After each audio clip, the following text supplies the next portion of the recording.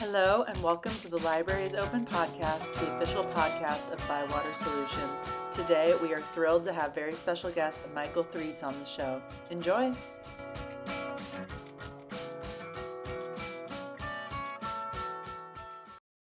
Hello, everyone, and welcome to the Library is Open podcast. I am so excited because I have a very special guest on the show today. You probably recognize him, Mychal Threets. We are so excited to have you. Welcome. Thank you so much. Thank you so much for having me. I'm honored to be here. Yeah, I'm excited to talk about libraries and other fun things. Yay, awesome. So we always start off the podcast by asking our guests kind of how they got into the library world and what that journey was like. So if you wouldn't mind kind of giving us the backstory, that would be awesome. Of course, my pleasure. No, yeah, I always tell people I grew up in libraries. I'm literally raised by libraries. I was a homeschool kid. I'm from Solano County, California, right between San Francisco and Sacramento. So I spent many of my early years in the library. In fact, in the library where I currently work now is where I grew up in. Read all sorts of books in the children's section, graduated to the teen section, and so on. I got my first library card when I was 5 years old. Um, I feel like I've told that story so many times now, and probably about a month ago, maybe even less than that, my mom finally told me, like, you keep on telling people that, but do you know why you got your library card at 5? And I didn't. I just assumed at the time that was my library's criteria, was you had to be 5. But she only got me a library card because she was checking out so many books for me and my siblings and her that she needed another library card to increase the amount of books that we could take home. So I only got a library card because my mom wanted to make sure we could check out even more books. So from there, I just always loved books. I remember they would always like drive us up to the front of the library. We'd run inside, go grab our holds. My children's librarian still works for Solano County Library. That's always been a part of who I am. I've suffered from various aspects of mental health struggles throughout my life. So it was a big aspect of it for me. Books were always my friends. Um, so fast forward several years down the line, still suffering from depression, anxiety, panic disorder, an assortment of other things. And I was sitting in a different library, still Solano County Library, and to this day I don't know why I asked the person at the desk how you can work for the library. Something in me was like, I'm looking for something to do. Maybe I can work at the library. Asked the person. They already knew what I was going to ask. They had the site pulled up. They were like, I knew you were going to ask that. Walked me through it. I applied to the shelver. A few months later, I heard back, got the job. Did that for almost 2 years, and then I applied to become a library aide, library assistant, the person who sits behind the desk at the entry level. At that point, I was like, if I get this job, maybe the library world is for me. Um, got the job. I kept on applying for other promotions. Got lucky enough to be promoted. Um, at that point, I was like, oh, man, maybe I can become an actual librarian. I started pursuing it for school, got my bachelor's of communication, got my MLIS from San Jose State University, became a children's librarian for about 2, 3 years. And then once the pandemic hit, I became a marketing librarian. Started literally doing social media for libraries, working on the website, working on forums of outreach. Love both of those jobs, children's librarian and marketing librarian. Made a lot of close relationships with library people through both of those jobs. And then January of this year, I became a supervising librarian for the Fairfield Civic Center Library, the library where I got my first library card, where I got my first library job. Wow. Well, congratulations on your promotion. That's so exciting. Thank And wow, I think that's so cool that it's full circle, that the library you got your card at is where you work now. How freaking cool is that? Absolutely, it's too much. Yeah. And thank you also for your vulnerability, because I think that that's probably why people are so drawn to your account, is just the openness about, mental health struggles and all that. That's so important to share about. So thank you for being so open and honest as always. And so kind of with that, I want to get into how you did work as marketing and social media. I kind of want to talk about how your personal account kind of became this phenomenon that it is today. Do you think that your background in the marketing had something to do with that, or was it just you talking? Like, tell us a little more about how that kind of evolved. It's a little bit of both. So I don't think people fully realize like this boom of like who of who I am, about how people think I'm like a celebrity or famous, is like it's all very, very new. Like to me, Yeah, it's I think you're a still like celebrity, so like it's that. to me, it's still very much like 15 minutes of fame. Like it's only again, I've only been a supervisor for about 9, 10 months now, and that's just about how long the social media has like fully taken off. Like I think like my I think the TikTok account has been going a little bit longer, probably since early in the pandemic, just because at that time I was trying very, very hard to launch the an adult scholastic book fair. So people kind of journeyed along with me for that. I don't often know if people recognize that I'm the same person who's been trying for years and years to pursue that. But no, I think my marketing experience was very helpful.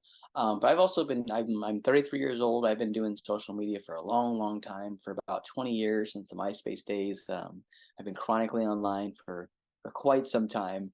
Um, so I think it's honestly just my sheer love for social media. I try to take breaks, but I've always like that's where I was again from my various struggles, being an introverted person, being a shy person when I was very young.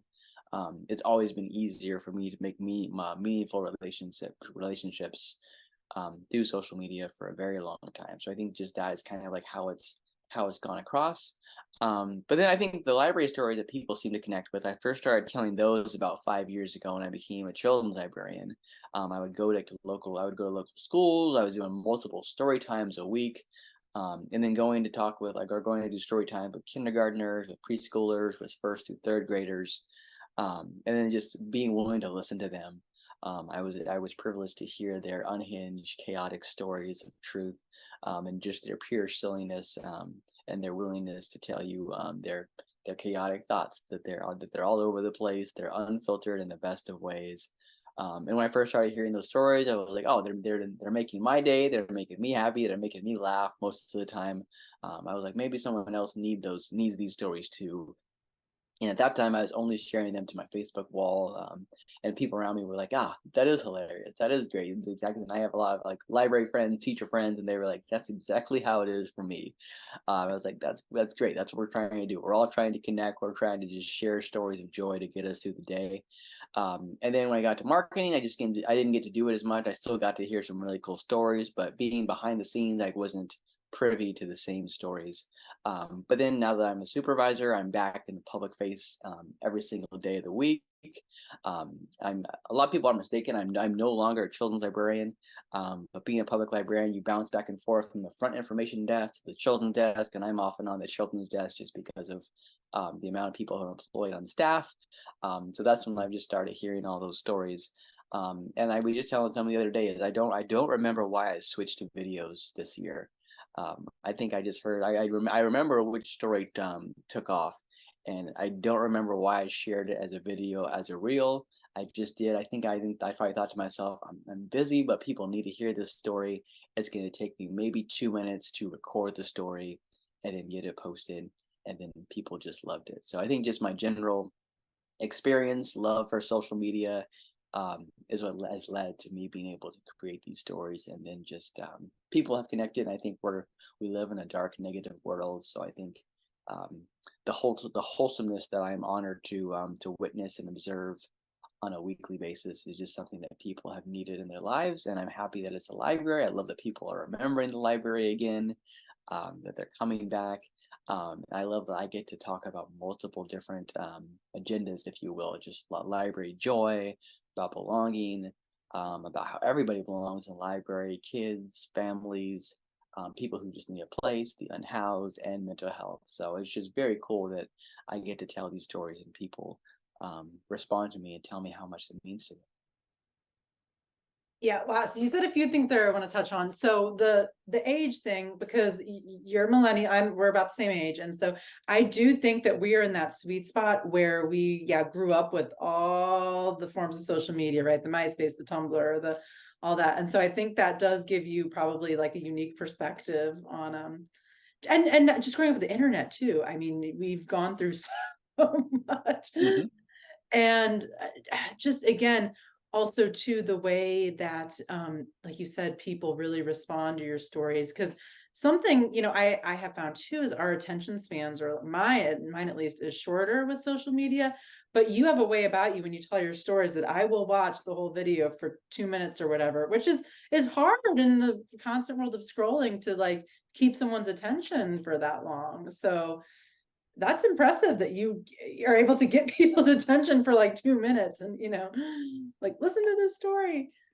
It is, yeah. I'm shocked. I mean, again, I have some experience in social media, like as an actual job, and like attention span is exactly something that I looked into as far as like Facebook analytics, Instagram analytics. That people do tend to like tune out of a video after 3 to 7 seconds. So even though 90 seconds, 2 minutes is not that long, I do get so many comments where people are like, "This is a long video, but I watched the whole thing," and I'm like, "It's not that long, but thank you for watching the whole thing." Like I know how hard it is, like you just said, is how hard it is for people who are like, "Oh, didn't hook me in the first 4 seconds, on to the next video."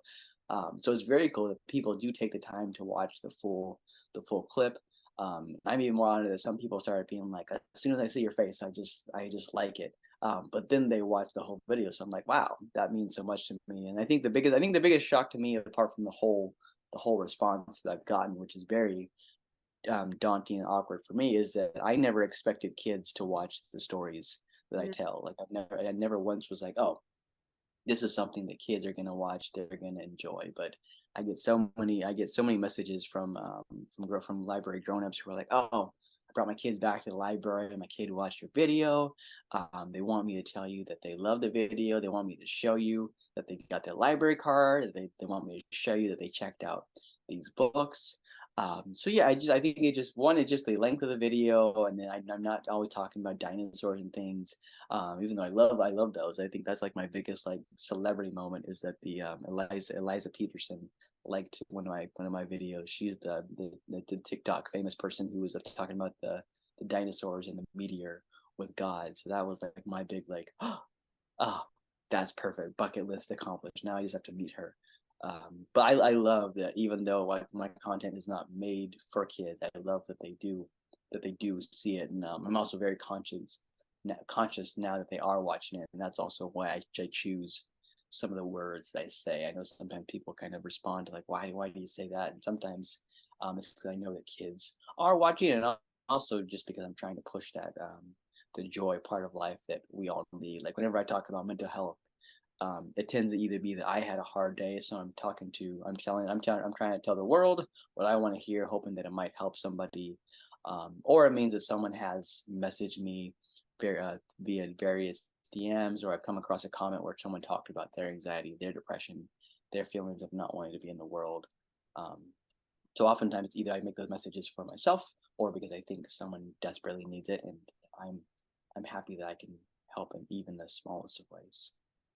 Wow, it's just, again, you're just such a powerful example of using the platform for such good, and raising awareness of what libraries do. I mean, not only raising awareness of what libraries do, but how they can help people, and also just, yeah, mental health struggles. I mean, I think it's just so beautiful to see what you're doing, when there is so much ugliness out there, like you said. I really appreciate all that you're doing, and you've probably done more than any other person I can think of recently, maybe the Milwaukee Public Library, to like bring attention to how cool libraries are. So thank you for your service. No, thank you. And I love the Milwaukee Public Library. I'm always super jealous. I myself and a couple of other people are the main ones who do TikTok for Solano County Library. And we're always like, oh, how do we get on Milwaukee Public Library's level? And we're just like blown away by that. They get so many staff members involved in their TikTok, and that's just is like we're like, man, we're all like whenever we do, we're all there. There's memes of like, oh, here comes the marketing staff members. That's how we feel. Or they're like, oh, we better hide. They're gonna come and ask us to do a TikTok. So whatever Milwaukee Public Library is doing, we're trying to emulate you. They got it going on. But do you, so, and then you talk about how children respond. I didn't realize you had such an audience of children. Have you had children come up and ask like how they can become librarians? Have you had kids be interested in becoming librarians? Is that something that's come up, or is it more um, the books and the It's more so books. I've never like I've definitely not from social media have I had kids come up to me and ask like how do I become a librarian. But I do get a lot of kids who express like that it's that they like that I'm behind the library desk. I think they like that they see themselves in me. They see their various forms of grown-ups, their dads, their uncles, their family friends who are men in me because I'm covered in tattoos. So they're like, oh wow, you look just like them. So I think more kids are seeing they may not know it, but they're seeing that it's possible that they can become a librarian. I think it was a long time ago, but I think one of my favorite library stories is I was at a school, I was visiting a school in Vallejo, and I was sitting there, I was sitting with the school librarian waiting for one of the classes to come in. They come in there, and I'm dressed like I'm dressed very plain right now, but I'm dressed like how I usually dress at the time. Colorful shirt, just some regular pants, some shoes. And the kids walk in, and then one of them sees me, and he's like, "Are you the president? Are you Barack Obama?" I'm like, "I'm not. I'm just a librarian." By that point, but then this kid just sits next to me, and just started asking me question after question about like what do librarians do, how did you become a librarian? Why are you a librarian? And all sorts of cool questions. So that kid never outright said I want to become a librarian, but just from like the first reaction and the question that they followed up with, I'm like, oh, maybe this is the kid that's going to become a future library worker one of these days. That's awesome. Are you Barack Obama? I'm still laughing about that. I know, I loved it. I was like, wow, I don't know what picture they saw with Barack because I still had wild hair at the time. It's like I don't know what modern day picture this kid is seeing of President Obama with a head of hair, but I have to come across that photo, that video footage. So Oh my gosh. And speaking of tattoos, I think this was a video you just did today or yesterday, but the one about Totoro, your yes. what a beautiful story that was. I mean, just about somebody seeing your tattoo and identifying with their culture, and then you had this whole beautiful story about, finding that was just awesome. Thank you so much. Yeah, no, I think that's definitely been like one of my favorite encounters.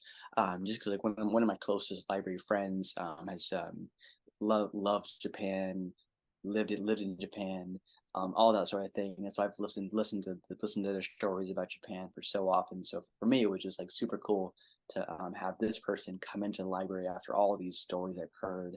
And then just I'm a huge fan of Studio Ghibli. So just to see that, and I was even telling we have a security officer at library, so I was telling him because the security officer follows me on TikTok, so they found the story, and I was telling them I was like, yeah, the kid had a surprisingly strong grip on my arm for such a tiny person. So it was just such a cool thing to see, just for that connection of just the homesickness, and then just I think that's my favorite part of the library is all those small connections. I see it with my library team all the time just about how like just the smallest thing means the world to people, and that is just another shining example of what libraries can do just to make the smaller connections to make you feel at home, even for a second. So, and then again, as a huge fan of Totoro, I remember watching it from a very early age. That's how I would have reacted probably if I was a kid in the library and I saw someone with a Totoro tattoo. It's so cool. Yeah, that was such a heartwarming story. All your stories are heartwarming, but that one was really, you could really feel the emotion there. So that was awesome. And so what is there something what's exciting you right now about the library world? Like, is there anything trending or anything, or your library going on in particular that you're just like really, really pumped about? I think libraries are always doing something that's so cool. I think my library is getting ready to introduce some new collections. We're getting ready to launch a gardening tool lending library. We're getting ready to have a bakeware collection, so just various like pots and pans and different things to help you in the kitchen to start your baking journey. Of course, we have the collections that I'm always talking about: the musical instruments, the board games, the video games, the park passes, the social justice book kits. So I'm just excited for what libraries are doing. And I think I always mention those things, and there's always like a couple of comments who are like, "Oh, my library doesn't have this." And I always encourage those people like to talk to like their local government officials, their senators, their governors, email them, email board of supervisors, city council members, and just to tell them how important the library is to you, so that you can try to start getting those types of collections, and just to talk to your local library staff and let them know what you want to see, because community impact is so important. That's how we make change as library workers. Is we get the community, we say the community has told us they want this. It's important to them. That means a lot to library administrators. It means a lot to city and state officials. So I'm just excited for my library, for all libraries across the world. I think that's, like, for me, the biggest honor of whatever social media impact I have, is that people seem to be reminded of their local library. Like, people forgot, one, that it exists, and then they didn't realize how much libraries have changed. Like, we're not even a place of supreme silence anymore. It still is like a nice, quiet place where you can study, but there are definitely gonna be moments in the day where it's going to be loud, it's going to be noisy. Um, that's how, honestly, how we make sure that people belong. There's kids who are autistic, kids on the spectrum, various things. They come to the library. I get so many messages, so many comments, so many stories from people who had bad experiences with the library because they were shushed, they were asked to leave for their children's behavior, but their kids are just learning, and that's what I'm trying to get all library workers to remember, to keep their empathy, just to let it be. If you hear kids laughing, smiling, it may frustrate some other old school library users who know that they're going to be shushed at any moment, but kids making noise. Sorry, my cat is trying to jump on the screen. Kids making noise just means that they're happy, they're having fun at the library. So that's a super long answer to your question, but yeah, I'm just excited for the future of libraries. I think that's my favorite, like, response to my social media, is people, again, sending me stories, sending me pictures of them getting a new library card, their kids in the library, their kids with a library card with their new favorite book. It just brings me joy to see that people are falling in love with their local library. Oh, that's awesome. And hi, Kitty, by the way, we love cats here at Blackwater. We love all pets. Currently, They come on. this one is kissing Cat Barlow. She is named after the character from Holes. Oh, she's beautiful. Gosh, I Her feel so sister is running honored. around somewhere. Right. We just see Mychal Threets' cat. This is so exciting. Um, okay, and I do just want to ask, because you do have such a gift for outreach and raising awareness, and I wanted to see if you had any tips. Right now, as you probably know, so many libraries are short-staffed. It's like a universal problem, and librarians are wearing so many hats and have so much going on. So do you have any tips for just general outreach for a librarian that's doing a million things, doesn't have a lot of time? Like, just some easy ways to kind of raise awareness of what the library is doing, or how to maybe conduct some more outreach initiatives in a. I think my general advice is to take advantage of social media. I think I love that, like, my FYP on TikTok, the reels on Instagram. I've been seeing more and more people um kind of telling library stories in the way that I do. I'm not territorial. I love that people have started doing that. That's been my whole thing this whole time, is that library workers and teachers all have these stories. But as far as outreach goes, yeah, I think just create your own platform. Don't get discouraged if it doesn't happen overnight. It takes me a max of 10 minutes to record the stories and post them the way I do. So it doesn't take too long. And as far as general outreach goes, even if you are overworked, if you're understaffed, outreach is always super important. I think people get more stressed by using emails and phone calls. So if you have supportive supervising librarians, branch managers, administration, whatever your version of library leadership is called, I encourage you to get out and about and just go to places, go to organizations, visit schools, just make those face-to-face connections. Everybody is bogged down by emails. They have to respond to their coworkers to direct people. So I think that's what people be surprised to see. People do want to support the library. They just have to do all their other things first. But if you show up in person with your happy-go-lucky library selves, it's very, very difficult for people to say no to the library. Um, it's not something that they want to do. So, and it takes as much as 5 minutes. Like, I think I've met with principals, I've met with other people, and then almost at the end of every conversation, they're like, "That's it? That's all you wanted?" Like, I take 5-10 minutes max at a time. I'm just like, I just need you to hear my tiny elevator pitch about why I should get to come talk to your students, to your group, to your coffee shop about libraries and public libraries and joy. So yeah, I think just using social media, word of mouth, and then just making those face to face connections. You'll be surprised by how much more outreach you can do for the library.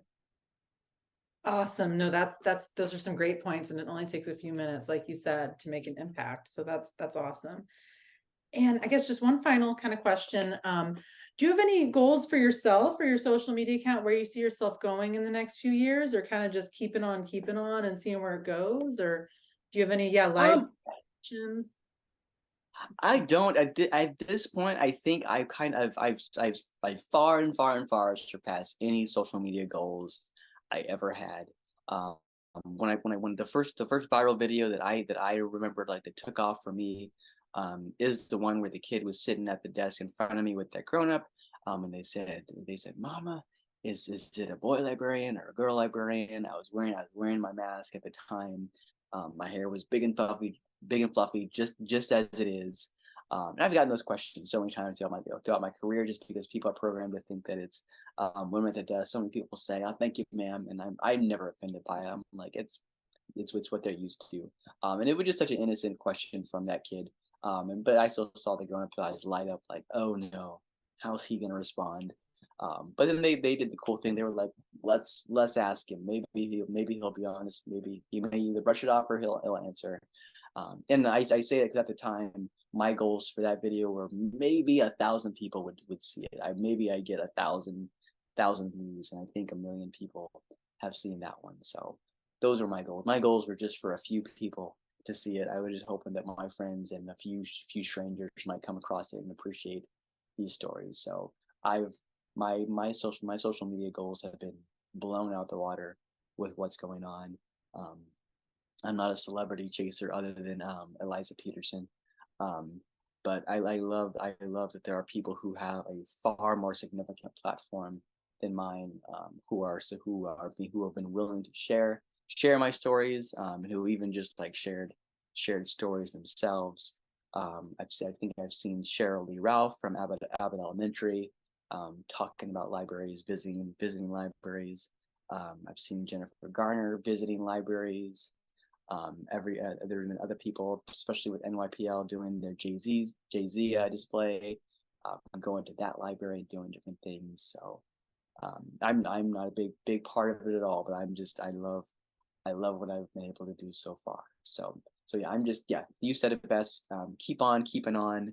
I might start trying to do some more Instagram lives, little mini interviews with like authors, illustrators, and other people who want to talk about library joy. But other than that, no, I'm just happy doing what I'm doing, supporting libraries, supporting library workers. I'm proud of them. I always say that I'm just from my various struggles, being a shy kid, being an introvert, being an observer. I'm just in the library trying to make sure that my library people, my library staff, my library users are kept safe. And while I do that and observing, I get to hear some of the best, silliest, most unhinged library joy stories you'll ever see, and I'll keep on sharing them as long as they keep on happening. I absolutely love that term library joy. And I think you did coin that, right? I don't know if I coined it. I say it. I just say it all the time. I It's love it. just And if that was on a shirt, I would buy it. And I will say, I think I saw somebody comment recently, and you've probably gotten this before, but that you should have your own PBS show. And I really do think that maybe down the road, if that's something you would consider. You never know. They keep on. I think I'm shocked by how many times people keep on commenting that. And I'm almost like proud of like how silent PBS has been. Like PBS is like we we're not going to respond. We're going to let it keep on growing. So I don't know what they're thinking. I'm not hunting for a show. I'm always looking for more avenues, more opportunities to show off things. I don't know if I would say yes or not, but it would be a cool opportunity. I definitely would not turn down an opportunity to meet LeVar Burton. That's for sure. That would be incredible. Yeah. I mean, I'm a product of Mr. Rogers. I think Mr. Rogers, LeVar Burton, Bob Ross, Steve Irwin, Arthur Reed. So that's Miss Frizzle. that's the realm, that's the millennial realm that I grew up with. All those wholesome characters and people. Um, Dolly Parton is in the same, but I throw her in with that mold too. I think you can't come up with four wholesome people. Those are the MySpace top 8 of wholesome, Yeah. if you will. I love it. You're speaking my language there. Well, all the other greats of that era. Ugh, so inspiring. Reminds me of Beautiful. some beautiful, simpler times. Okay, one final fun question I just thought of, and then we'll wrap it up. Sure. But you mentioned your tattoos, and I know, a lot of librarians have tattoos now, which people that aren't in the library world always are like shocked by that. Do you have a favorite literary tattoo or library themed tattoo? Oh, I do and I don't. So I think I have where the wild things are tattooed on my forearm. I'm surprised you've not asked if I have a favorite book. I think whenever people ask that, I start with where the wild things are, and then I do the typical librarian thing, and I name 4 or 5 books. So I love that tattoo. That is like one of my earliest books I remember falling in love with. I have the Mad Hatter tattooed on me, from the book. I have 2 tattoos from Richard Scarry's world. I have Lowly Worm and the Apple Car, and I have Mr. Frumble's Pickle Car. I love both of those, and then I do have Arthur Reed's library card. Um, so I think it's, as much as I love the Richard Scarry tattoos, I think it's a toss up between the library card tattoo and the Where the Wild Things Are tattoo.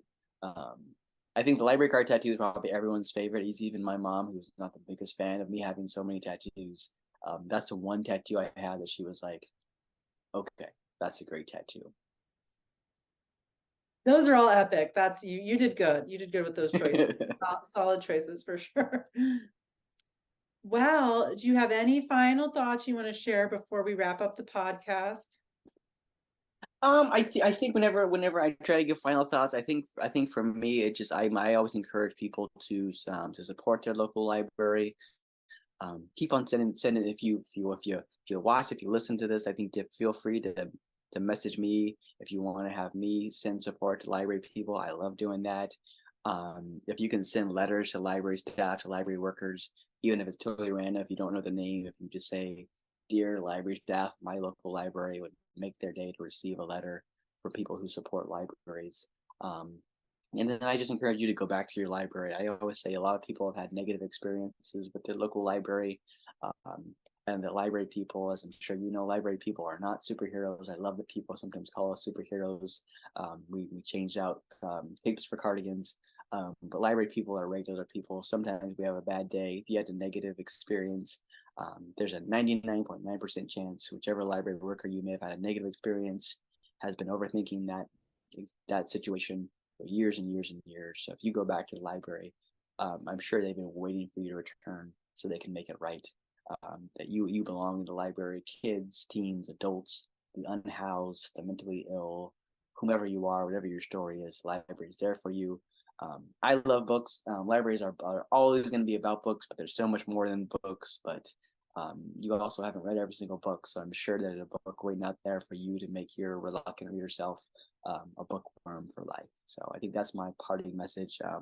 Apart from the trademark quote that I did not realize I say all the time, that has apparently become my trademark, that is that I'm so happy you're here. That is my overall message to the world, to library people, to all people, that I'm happy you're in the world, that you're in the libraries, and I'm happy you're in the world, you're in libraries. I appreciate having this conversation with you. Thank you so much. Spreading the library joy. I love it so much. Well, thank you again. We will share the links to all your socials. If for whatever reason somebody's not following you already that is listening to this, go follow Mychal right now. We will share all that, and we will see you next time on the Libraries Open podcast. Take care. Thank you for listening to this episode. This has been a production of Bywater Solutions. Please follow and subscribe on any place where podcasts are available.